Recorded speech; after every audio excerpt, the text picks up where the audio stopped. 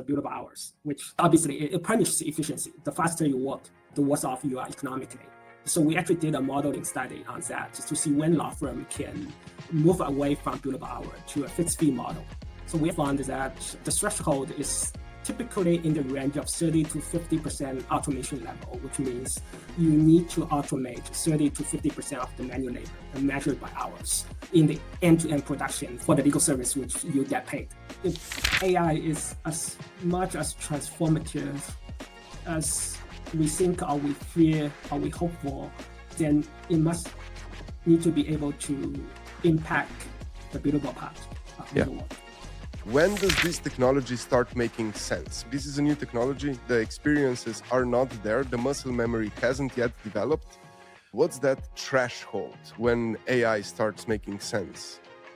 I think AI starts making sense when it starts to make money for the firm. Right? Everything about law firm is built on the foundation that it's a manual craftsmanship. So it's very difficult to disrupt it. You cannot just change one piece. You cannot just change the production mode from manual production to semi-automated production without changing the business model, right? Without changing the pricing model.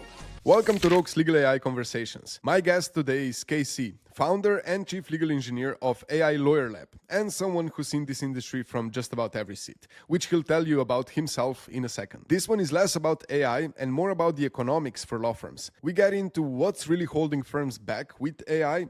We talk about the point where automating your work flips from a cost into a profit, why going task by task is the wrong move, and what to do instead. Let's get into it. Kaichen, thanks so much for doing this today with us. I wanted to ask you, before we get into it, if you could introduce yourself for the audience. Sure. I'm Kaichen.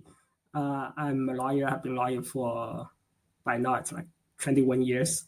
I'm also the founder and the chief legal engineer of AI Lawyer Lab, which is a legal engineering consultancy. So we help law firms to adopt AI.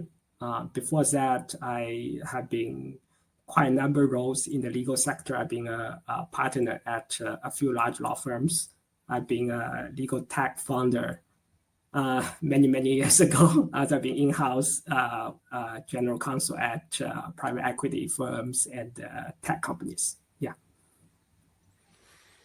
And you've been, I think, in legal tech, you've been for about 13 years now already, right? I did my legal tech startup 13 years ago. Yes. Yeah. And being there in the industry for the past 13 years, you've seen a lot of waves that promised complete transformation. But you also think that this one is different. Why do you think that? Yeah, I mean, just backtrack a little bit. Just to be clear that I was a founder of a legal tech, which is an internet legal platform 13 years ago. But we did that startup for 3 years. Then I returned to become a GC, general counsel, and returned to private practice. But even before that, I'm really passionate about one thing in legal, that is to improve the efficiency of legal service, because everything seems to be manual, seem to be so efficient. So we ask ourselves that question quite often, because on the surface, if you look at legal, it's probably the purest information industry, right? Information in, information out. We don't have physical goods. We don't have inventory other than our time. The value chain is fairly short. Basically, the client and the lawyer, we don't have much supplier upstream or downstream. So you will wonder, you will think that waves of information technology should transform or at least impact such a pure informational industry. But it's not the case. I mean, everything stay manual, right? If you look at when I started out 20 years ago, we basically used 3 tools, the Word, email, and the telephone, right? We do phone calls at that time. And 20 years later, I realize there's only one of them have changed, which is We no longer use phone, we use Zooms, or Team or whatever. But other than that, not much seems to have changed. So the reason we think is because previous waves of technology, although very powerful at processing structured data, they are kind of useless for unstructured text, which is words. And unfortunately for lawyers, unstructured text is the input and output of virtually all legal work. So basically, it's a question that the pre-existing technology is simply not capable of automating much of the legal work. So that's our take on why we didn't see an impact until this wave. And this wave is different because in AI, for the first time in history, we have a technology which can automate text, So it actually have a potential to automating a significant chunk of legal work. So we feel very excited about this wave because if you look at the history, when an enabling technology emerged, so it will semi-automated production, which typically means the industrialization of previously manual craftsmanship industry. So there's a good chance that we are at the beginning of the first industrialization of the legal sector. It's very exciting because you read about those stuff in history books, right? But then now today you actually have a chance to see it unfolding in front of your eyes of our own industry. Yeah, so that's what we take. I see that. I share a lot of the views with you on this particular matter, specifically with AI in legal industry. Although I'm not anywhere near as long in the industry as you are. How would you describe the state of AI in legal industry today? How do these transformations happen from a completely manual law firm towards more AI or technology enabled? So I think most lawyers so far are using AI. I think I saw surveys on that. It's like 90+% of lawyers are using AI. So people have a fairly good idea of at least the basic capability of AIs, and I believe they are impressed by it. People generally agree that AI is transformative or even disruptive for the legal. I think that consensus emerged probably this year or late last year, but definitely not 2 or 3 years ago, or 3 years ago when OpenAI first come up, right? But I don't think there's consensus on how that transformation will take place. Number one. Number two, where that transformation will lead us to, right? So those are the unknowns. So every firm and most lawyers are doing their own experiments, try to adopt AI in a way they see fit. So personally, I believe that law firm can adopt AI to not just to build tools which automate this task or that task, but I think they should adopt AI to build AI-powered, semi-automated production of legal service. So it's a new way of producing legal service and move towards a business model that actually rewards efficiency rather than the billable hour, which punishes efficiency. So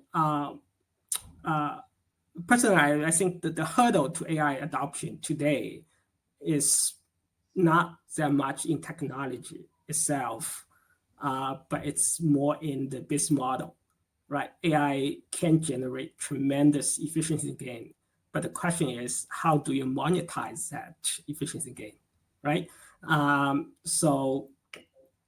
This can be, because everything we understand about law firms, it's actually built or evolved over centuries on the foundations that manual craftsmanship. Legal work has to be done by lawyers manually. So it can be disruptive for law firms. And to your point a few sentences ago, yeah, there was no buy-in, a consensus of understanding of what the technology can actually this time do for them, for law firms 3 years ago. But now there is a consensus of some sort of recognition of the potential of this technology. Even a year ago, the conversations I was having were more governance focused. Now they're more practically focused and asking about how does that play along with our business model, because things need to change. And so one thing that I have noticed when talking to law firms, or specifically with partners, because they tend to care about those things, is they're seeing lawyers using AI. They're seeing their competitors using AI. Everybody is talking about AI and they're being pressured, but they have no idea what to imagine. What would make sense economically for me to get back out of this investment into technology? When does this technology start making sense? This is a new technology. The experiences are not there. The muscle memory hasn't yet developed. What do you think? What's that threshold when AI starts making sense? I think AI start making sense when it starts to make money for the firm. Right now, if you are a law firm, you're the managing partner, you see money goes out, right? You invest in AI, but you haven't seen money goes in, right? So I think it will start to make sense and start to focus everyone on how to make money from AI rather than how to spend money on AI. Yeah. So there's a few hurdles on that. When I mentioned it is the billable hours, which kind of it's obviously it punishes efficiency. The faster you work, the worse off you are economically. So we actually did a modeling study on that to see when law firm can move away from billable hour to a fixed fee model. So we actually found that the threshold is typically in the range of 30 to 50% automation level, which means you need to automate 30 to 50% of the manual labor measured by hours in the end-to-end production for the legal service which you get paid. We don't get paid for completing this task or that task. We get paid for closing the deals, right? We get paid for completing litigation.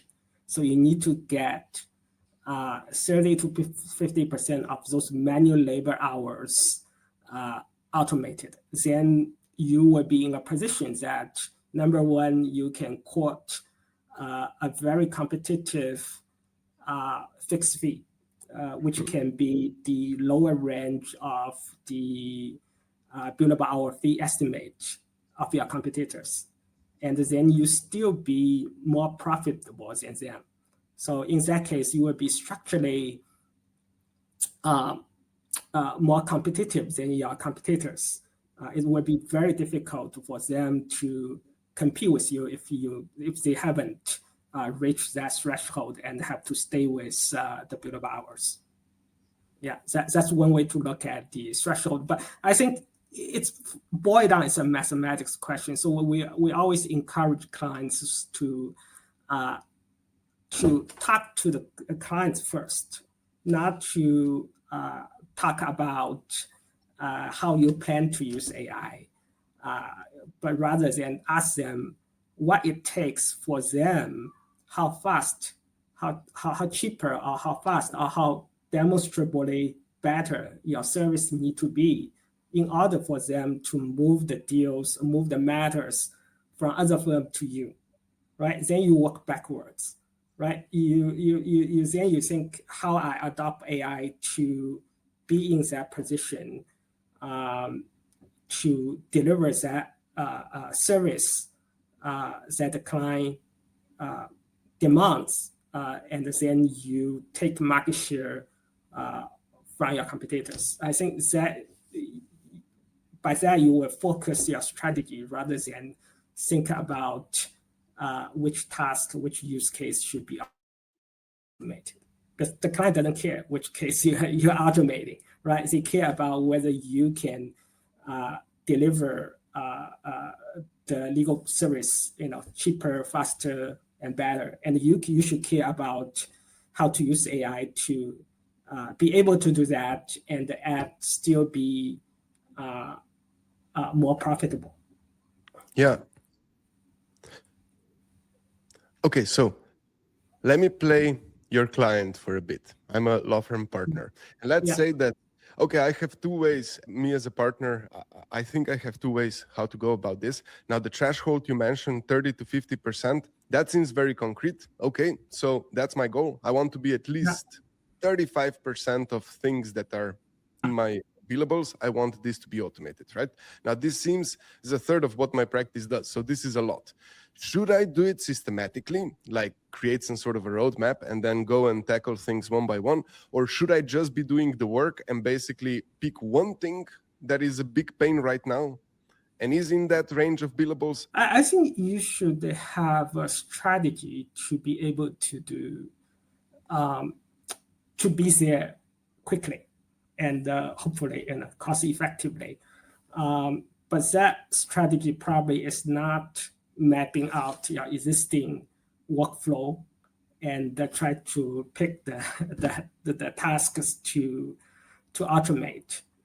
Because you have to remember that the current task, the input, the output, and the operations that transfer the input into the output are all optimized. We have done that for many, many, many years, right?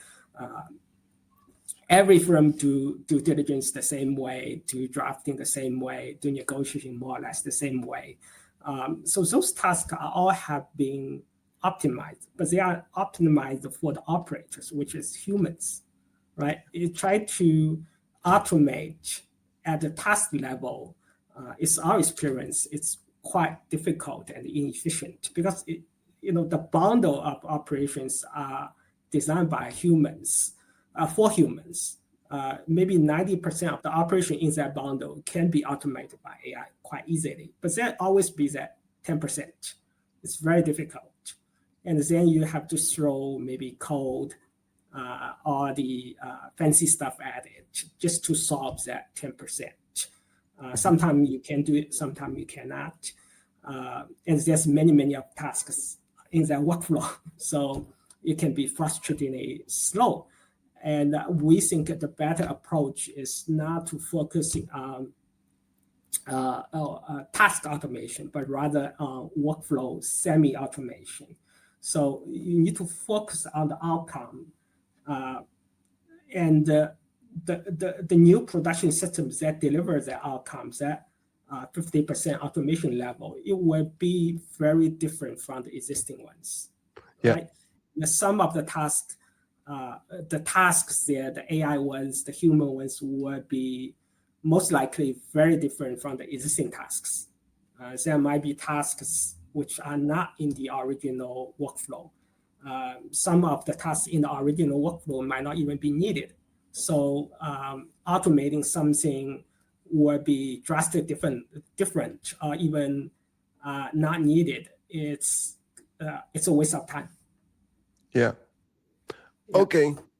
So I think in what you're saying lies one of the reasons why I think maybe adoption of AI is not so successful in some firms, because I feel a lot of the firms are tackling it.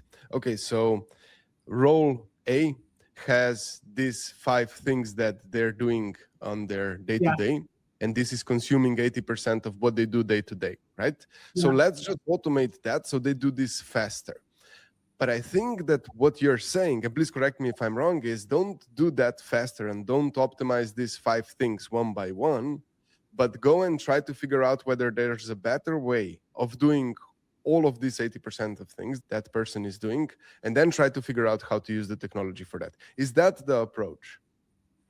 Yeah, pretty close, but it's not even to automate that 80% because you are assuming that the remaining 20% will be the same, which may not be the case.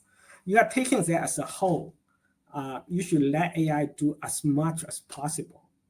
Then AI can do some, but there are some places, some operations AI cannot do. For example, AI is still not very good at formatting a Word document, right? And also do like legal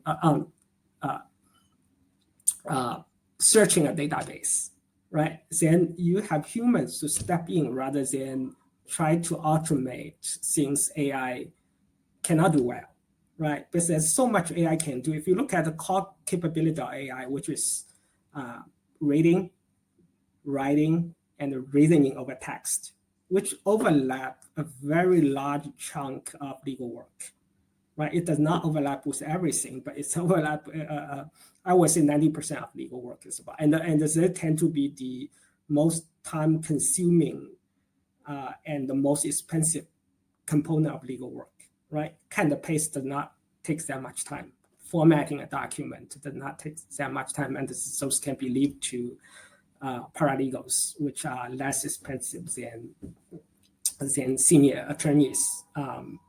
So we need to focus on the outcome. We need to focus on how we get to 50% more efficient. So if the original workflow, the production take you 100 hours, then your focus is how I try to use AI so I can get the same result in 50 hours, rather than to say I need to automate those 50% of that 100 hours, right? The new semi-automated workflow will be very, very different compared with the original. It's just like a horse and a car, right? It's very difficult to say the horse, I need to automate, I need to electrify 50% of their house, right? So I can give examples. So people struggle with legal research, right? You frame an issue. So everyone knows why it's a legal research. You start with a client's question, you frame the issue, you design a search strategies, and you execute that search strategy in Westlaw, in Lexis. You read the result, you filter the results, read the relevant ones, synthesize the rule, apply the rule to the question, do the ERAC, write the memos, right? That's the way how we do it. If you try to automate that, you will come into difficulties without hallucinations and reliabilities, primarily because AI cannot search the database. Right. My point is, it's very difficult to automate that piece. But if you look at that piece, which is entering the search query into the database and get results, that does not take very long, and it's probably the easiest part of the workflow, right? Someone give you the search query, you enter into a database, get the results, retrieve the results, and give back to AI. So the new workflow will look very different. So we actually designed the new workflow. So you will have AI do everything up to search the database. So AI will plan the research, generate the search query, and we actually have a human to enter those search query into the database, because that is the part AI cannot do well. And then once you get results, you give back to AI. AI read the cases, 20 or 30 of them. It's piece of cake for AI, right? And synthesize the rule, summarize them, synthesize rule, write a memo, and also give a report explain why, how it did research, why is the rationale for the conclusion. So that's how that's one example. So if you look at the new semi-automated workflow, it's actually have more tasks than the original ones, because now you have a human dedicated doing the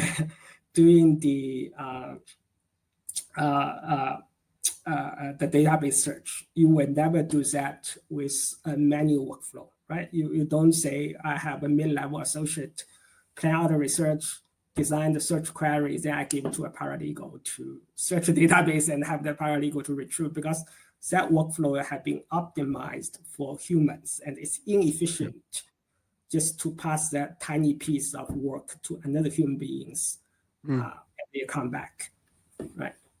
Yeah. Okay. Yeah, I see your point. It's not only, of course, about automating. It's about redesigning the process, and it's about also figuring out how to, which is, I really think, then the next stage, how to make sure that AI not just makes us more efficient, but more comprehensive. Damien Charlatan was on this podcast a couple of episodes ago, and he pulled an example. And sorry, Damien, if I'm paraphrasing it wrong, but essentially they were working on a pro bono case, and usually they got 100 briefs. Usually they would go through a couple of representative ones, but in this case, because they had AI and he was very technically proficient, he's also teaching other lawyers to code. He was able to, in a couple of hours, come up with a small tool that enabled them to really go through all the 100 briefs, which essentially made them do their job more comprehensively in the same amount of time. So there you go, like a bit of a marriage of efficiency and effectiveness and comprehensiveness.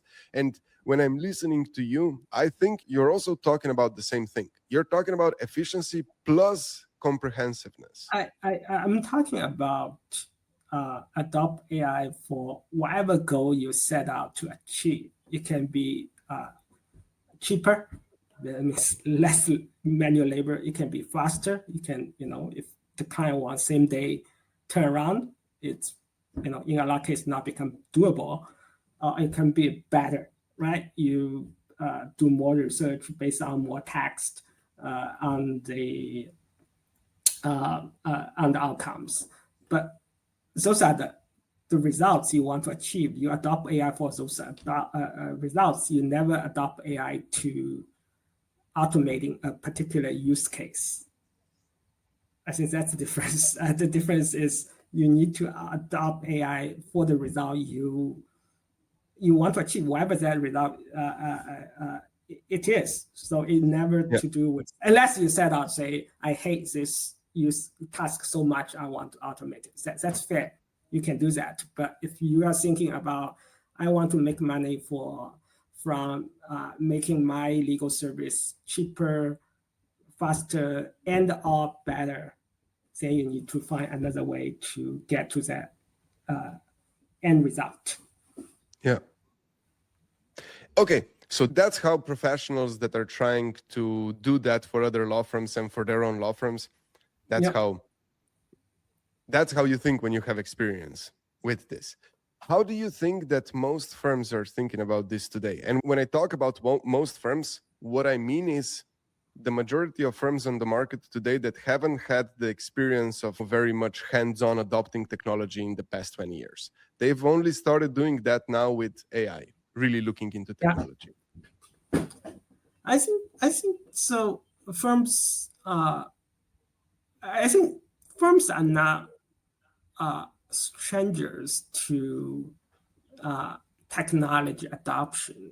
That have been a thing for many, many years. Legal tech have been seen many. So there's certain habits they inherited, right? One of them is to the task automation, the use case, okay? The use case. And where do they get use case? It typically from their lawyers, right? Lawyers give use case, typically as those they think either it's they hate, right? And or they think that task is below them, right? So those are the use cases. So lawyers give use cases, the adopting team look at those use cases, do ROI. Usually the ROI is negative, but sometimes you push through anyway because you need to adopt, everyone's adopting it. So those are the habits. So I typically describe that as you are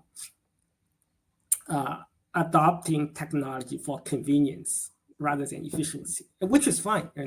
Making lawyers' life better is a good goal, right? It's great, but at the same time, you need to bear in mind you pay for convenience, right? You don't make money from convenience. So now your AI adoption budget, if you are using it for convenience, it's then it kind of what I would say is similar to a budget for a social retreat, right? You make your lawyers happier, which was a good thing to do.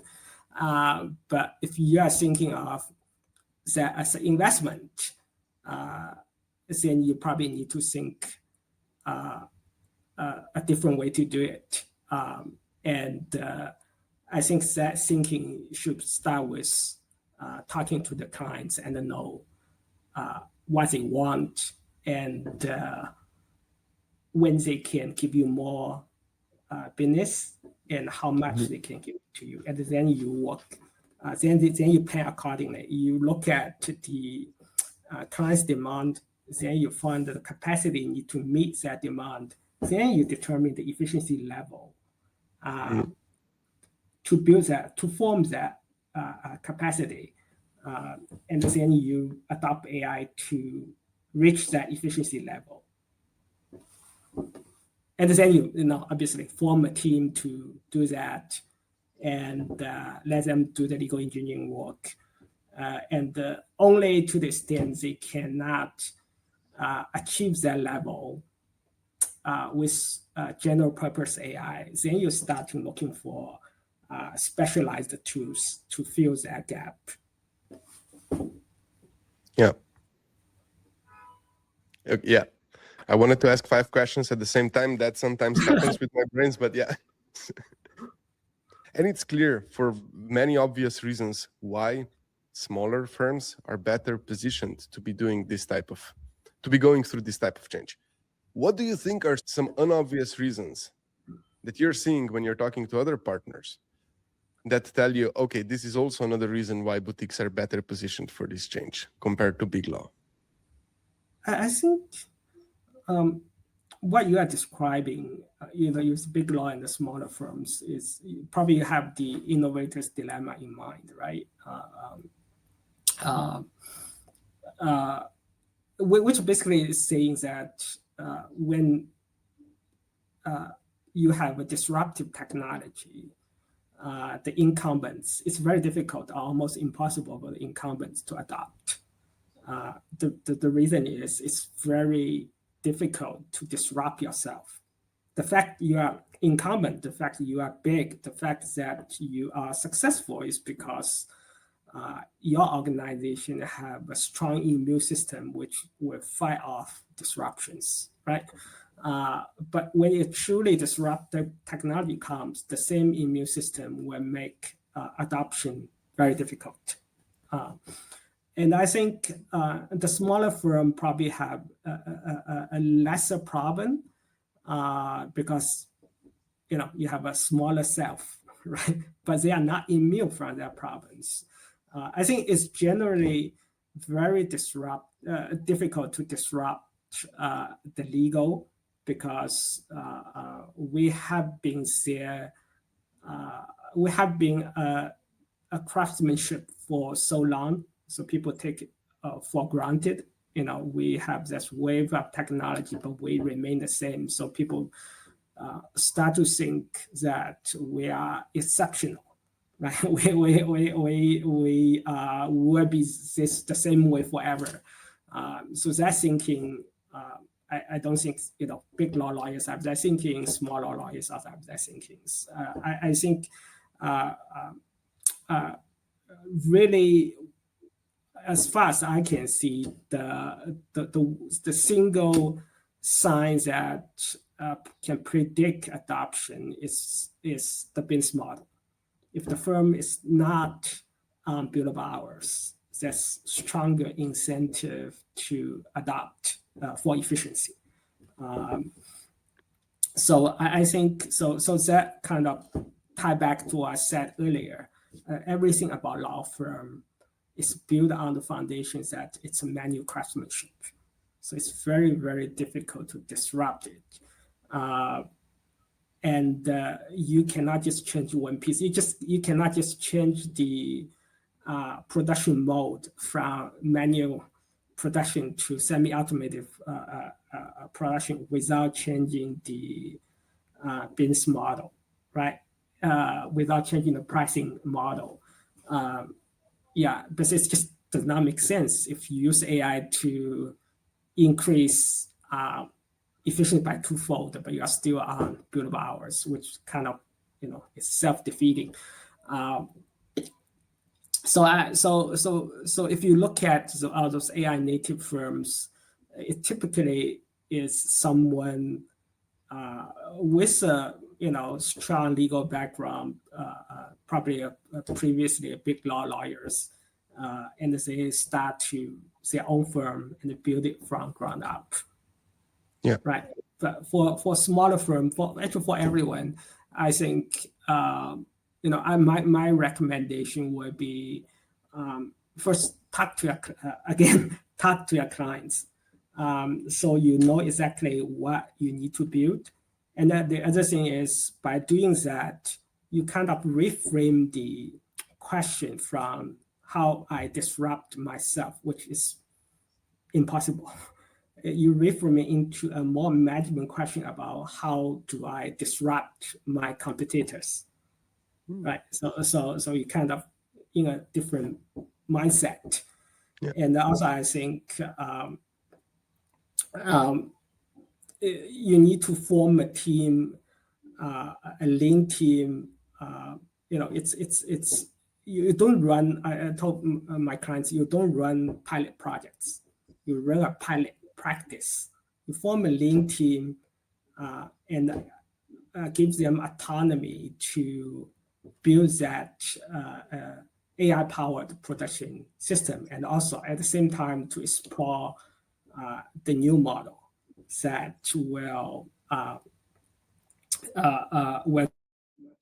on with the new production system. So in a sense, you kind of incubate an AI native firm, right? I think that it's even it's equally applicable to big and small firms, because it's really difficult to disrupt something, to build something when you are also running something that is very different. So that the two things, will always come into conflict, and you need to segregate them and see which one works out. I have to ask you about this. You mentioned about running a pilot practice. Are you saying that firms should get out of the mindset of let's try to automate or enhance this scope of work and then move on, and instead get into a mindset that the technology progress is not going to stop anytime soon, and you always have to be double checking yourself whether you are as effective, as optimal as you can be with the reality around you? I think you can only know that by going out in the market, right? That's the ultimate test ground, and the only test that matters, right? If you cannot, no matter how efficient you are, if you cannot find someone willing to give you the matters, then it doesn't matter, right? So you need, I agree that you need to continuously testing your hypothesis, but that hypothesis probably only, you can only be certain if you go out in the market and try to sell this new thing. Should also firms, law firms, legal teams in general start thinking about their business development differently now that we have this technology? Mm-hmm. Because that's a part of the law firms that wasn't in the craft so much, but the technology does open many different options now in that sphere as well. I often tell my friends, so AI will not only change how legal services are produced, it's going to change how legal services are sold, right? So I sometimes told the legal tech founder want to be. I think I tell them, you should instead of focusing on producing legal service, you probably should look at how to sell legal service, how to market legal service. There's a lot thing can be done. For example, the referral system, right? Before it's really difficult for individuals, for small business to find good lawyers, because what can they do? They can either ask friends, which can be tailored, but you cast a very narrow net, right? Or you can search on Google's, which doesn't give you too many. It gives you names of lawyers. Probably lawyers can do the work, but beyond that, it does not produce that much. So I think with AI, we actually did an experiment on that. So we gather a lot of lawyers' profiles, and then you can asking AIs, tell AI your case, okay, the problem, the legal problem you are facing, and ask AI to looking at those profiles, find the top 3 lawyers fit that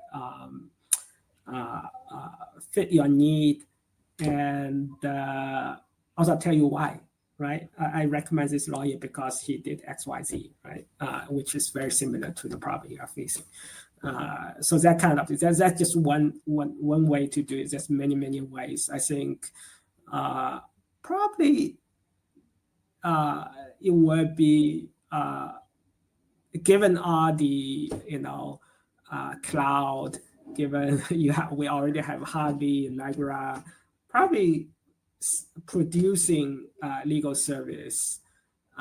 It's not that easy field for new legal for legal tech startup. Probably they should look at at least think about the marketing, the sales side of legal.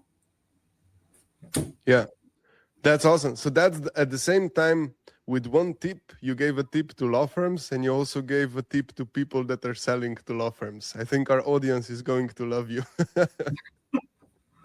No, they're not selling to law firms. They are helping law firm to sell. I think law firm, I don't want to put words in other people's mouths, but lawyers care a lot about sell their legal service. Of course. I mean, you're not staying on the market if you're not able to, as you said, get matters in and get paid for them. Yeah, of course. Yeah. It's pretty easy to figure out how much lawyers are willing to pay for business. Right. Yeah.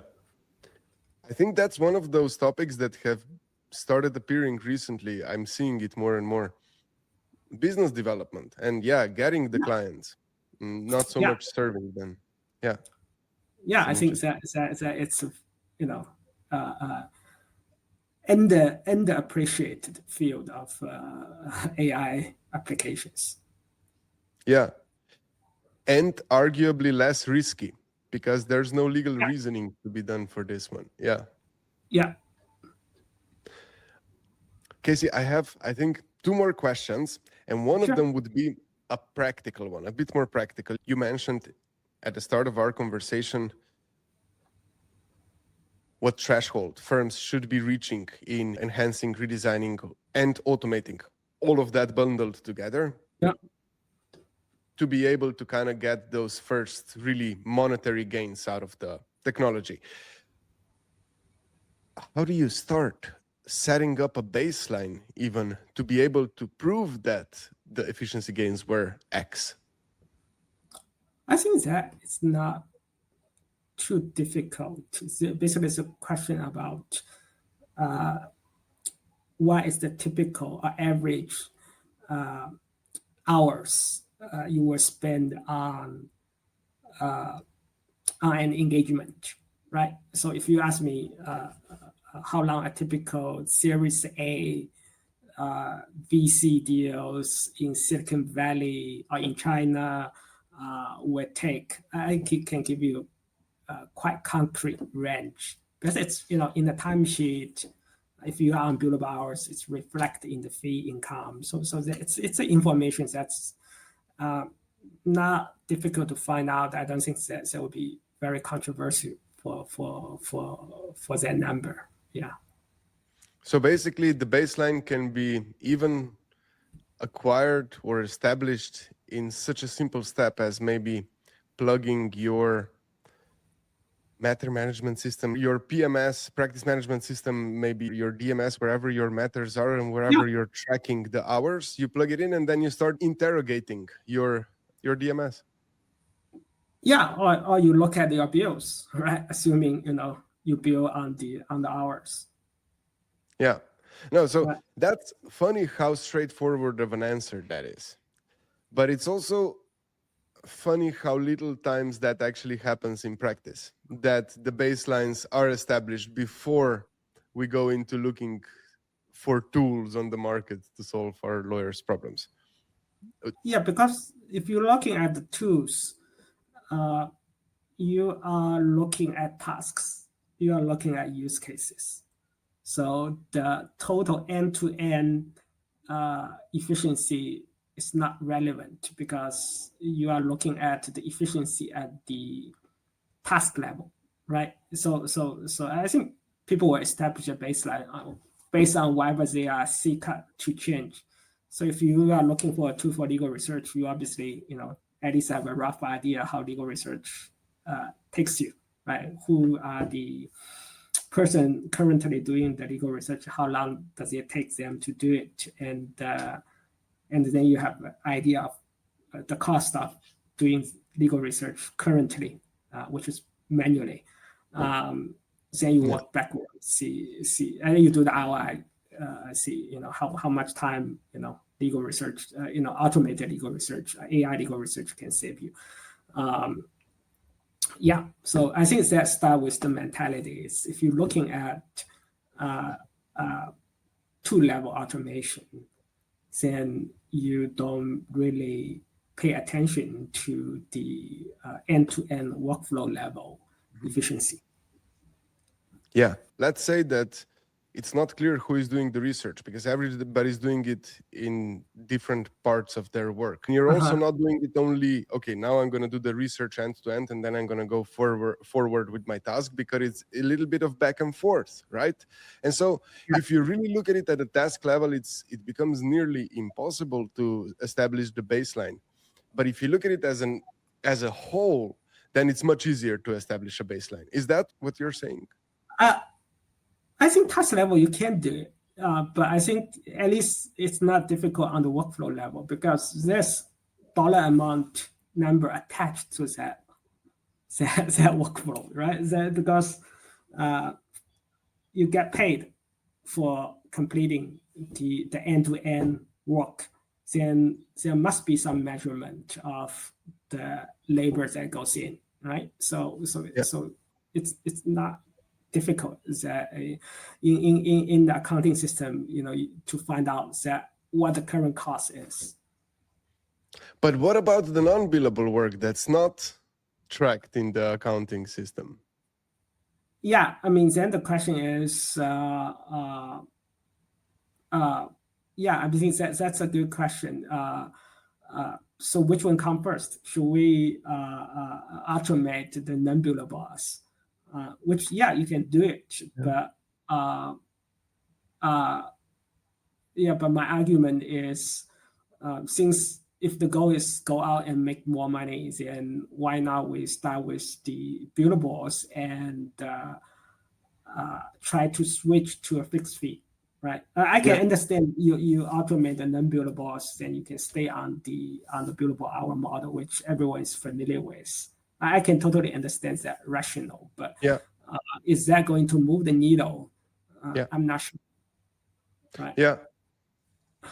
Automating the non-billables might make you more defensible and robust on the market compared to your competitors in the short or mid-term. But what you're advocating for is basically going through that mentality shift that makes you defensible on the market for the long run.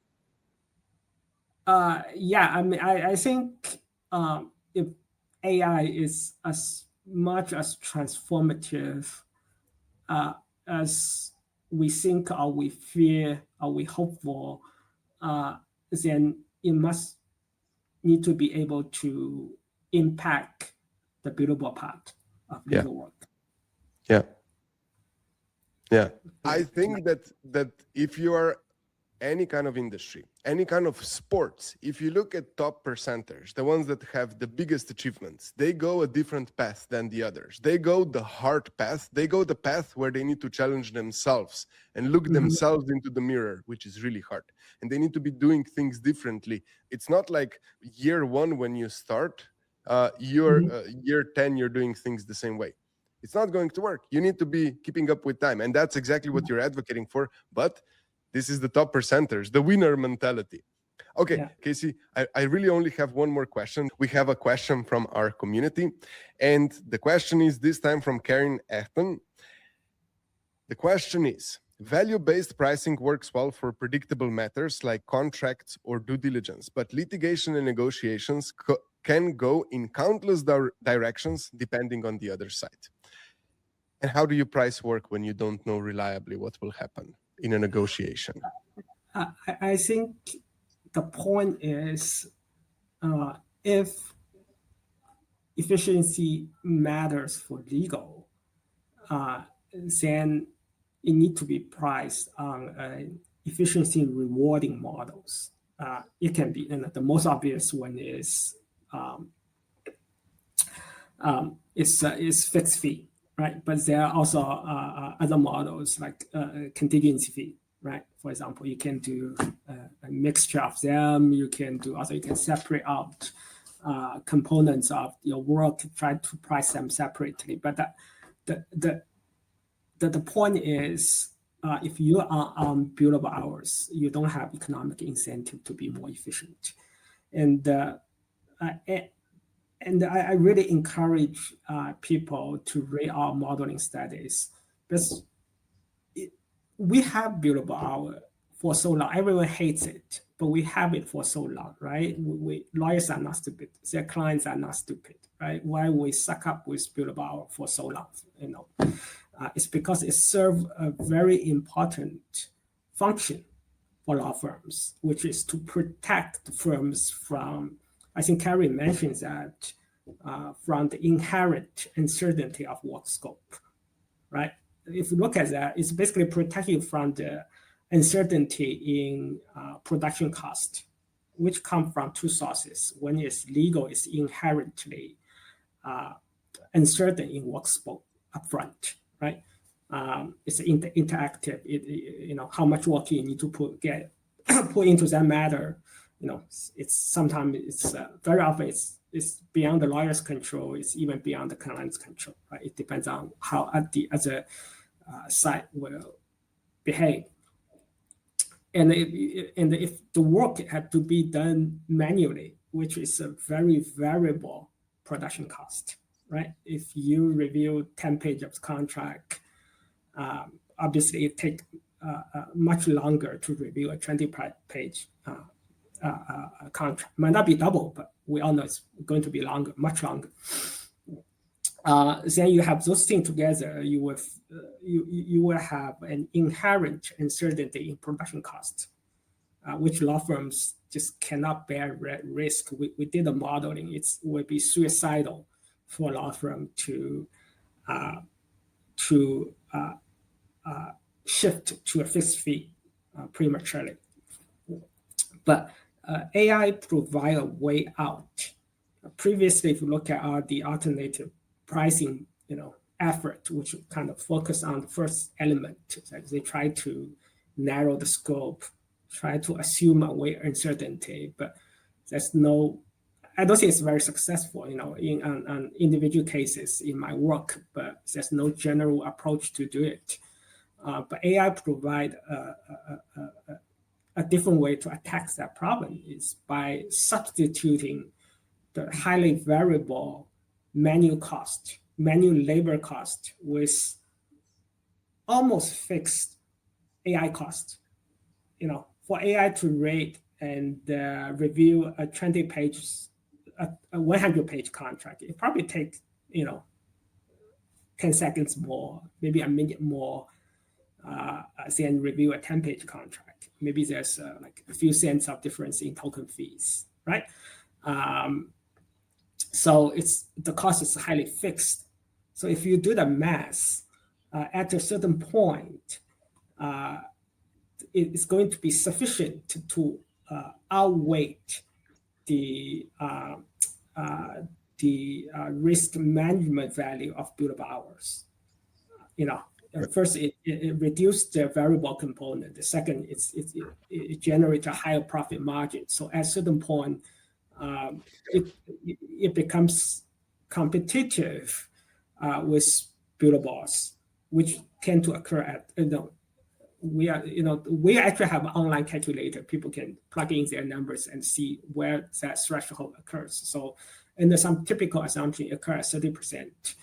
And if you further push the automation level, it's going to dominate billable hour, which means the worst case scenario for the fixed fee model is even more profitable than the best case of billable hours.